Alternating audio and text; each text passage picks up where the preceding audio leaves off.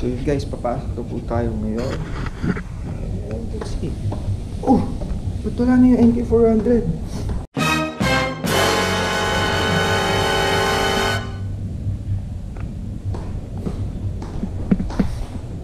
Dito lang nakapark yun ah.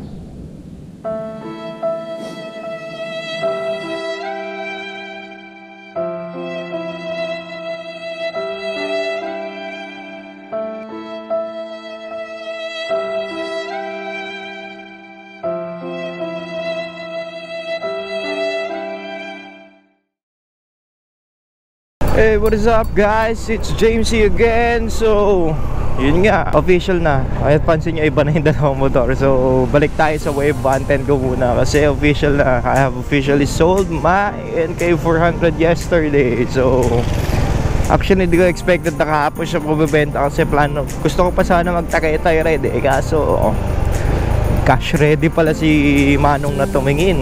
Yun. Shoutout ka pala kay Sir Vin sa bumili ng NK400 ko. Ingatan mo yan ha. Hindi ka magsisisi dyan. Sulit na sulit yan.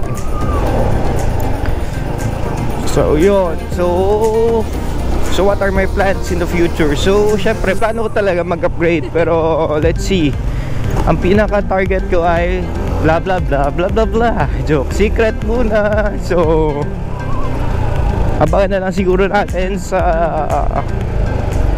siguro matagal-tagal pa to, mga 2 months pa siguro bago ako makakuha ng unit. Kasi okay, stocks kasi yung problema niya. Kaya hindi pa ako sigurado kung yun talaga makukuha ko. So abang-abang lang muna. And stick with my Wave 110 muna. Kaya tingnan natin, tiwala lang. Ingay. Pero sana kung may dumating na at ma-approve tayo sa loan, igugo ko na kagad ito kasi sayang eh. Mahal na naman ang gas. Nag-excise tax na ata. So yung platinum dito sa akin 51 pesos na siya. So parang last time 48 lang to. So yun pala yung pricing na change. So sa platinum additional 2 pesos, silver 2 pesos. Puro 2 pesos siya. 0.24. 0.24 hindi 2.24 ang additional ngayon. So medyo malaki pala. So antay-antay lang muna tayo kasi wala pang stocks yung trip ko talagang motor. So tingnan natin. So let's just watch my vlog yesterday. Yung vlog ko yesterday. Kasi ayun nga, NK400 the last ride.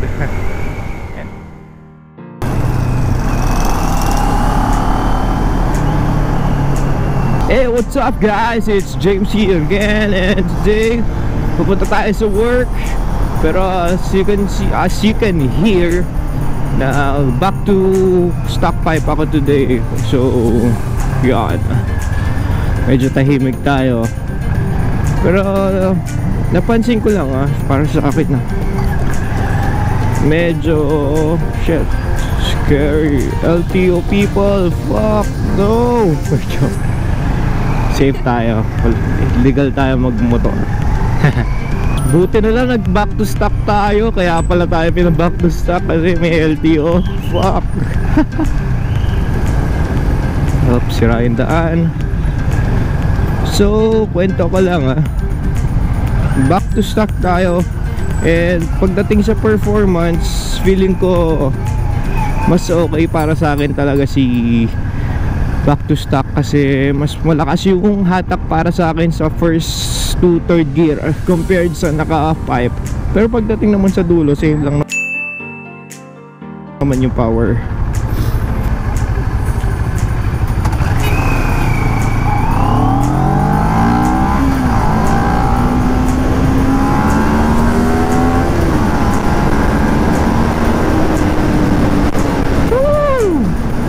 Solid, diba? Feel na feel mo ang torque DNK sa stock pipe compared sa naka-open pipe. So para sa akin yung feeling ko sa Krapovic copy ng pipe. Well, may nagsasabi na pwede nga dahil maingay nga kaya feeling mo mabagal kasi yung tunog tang 120 na pero ang takbo mo 60, pero hindi eh.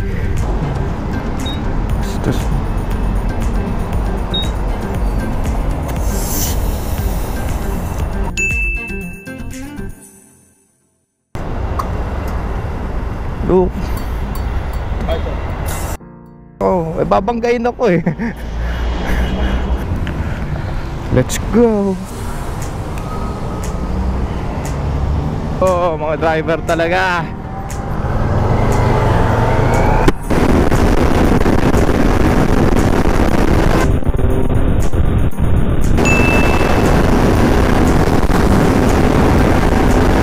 Oh, weirdo talaga ng mga driver eh.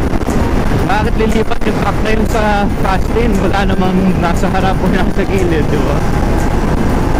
Ganda kasi.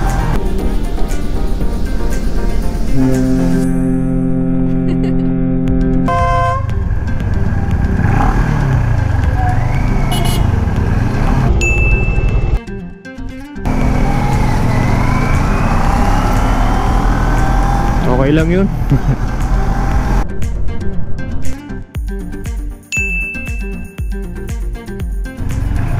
Pang vlog ba talaga tong video na to? Actually guys, tinatry ko lang mag vlog today para kung sakali maging maganda, di may mapost tayo, di ba? Pero mukhang may mapopost tayo eh, kasi ang daming, kapag kamotor kasi nagkamali, kamote rider, tingnan natin, mas maraming kamote drivers. Hindi lang napapansin kasi nakakotse, di ba? Ayan, tingnan mo. Reklamo kayo na overtake yung mga motor. Tingnan nyo na, taxi driver. Kamote taxi driver. Ito, hindi tumitingin sa kanan, so kamote rider. Ito, tingnan mo, hindi tumitingin sa side mirror, nangiipit. Oh, ito pa guys, ito yung pinakamalaking nakaka-bad trip eh. May stoplight yan, madalas tumatawid pa rin yung mga tao kahit may pedestrian stoplight. Well, vice versa, same din, yung mga kotse kahit may stoplight, gumago pa rin dyan. Kaya dapat dyan may nakuhuli talaga. Hey, what's up guys? So, tingin ko medyo mabibenta na nga siguro yung bike ko. Sana, kasi kakain lang sila eh, hindi piprint ko na yung mga papers ko. Then, let's see. Few moments later. So, ingat sila. Salamat po. Bye-bye.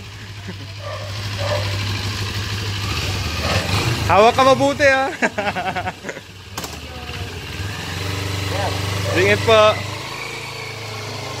Kung wala ka nang makapitan, kapit. Wala na siya.